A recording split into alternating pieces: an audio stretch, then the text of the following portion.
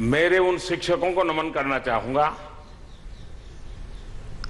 जिन्होंने मुझे अभी भी विद्यार्थी बनाए रखा है।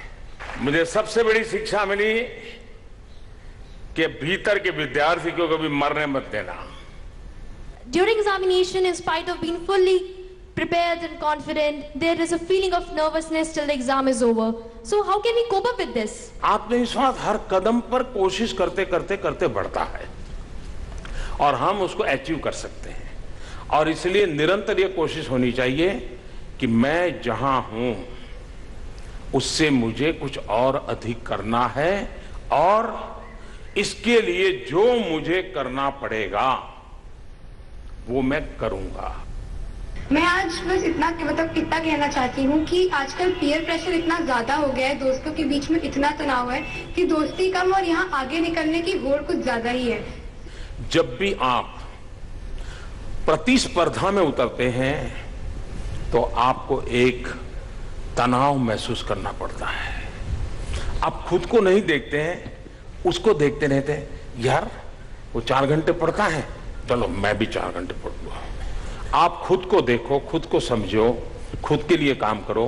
परीक्षा के दौरान माँ बाप बच्चों पर प्रेशर डालते हैं कि वो ज़्यादा से ज़्यादा अंक प्राप्त करें और जब बच्चे 80 से 90% अंक प्राप्त करते हैं उसके बाद भी वो संतुष्ट नहीं होते।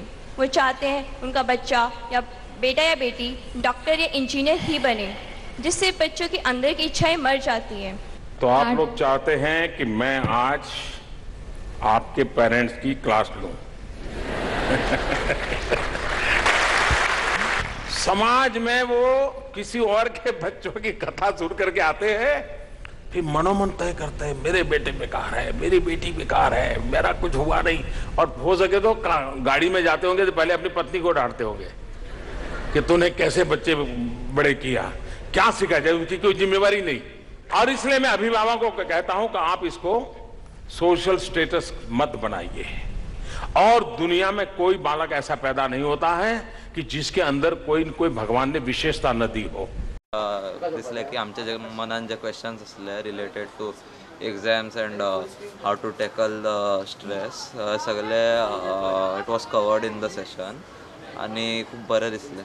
Feel is that basically we have to not get distracted with things but during exams or during exam weeks we have to like concentrate. He gave an example of while drinking water you must concentrate so that you can feel the water taste of the water.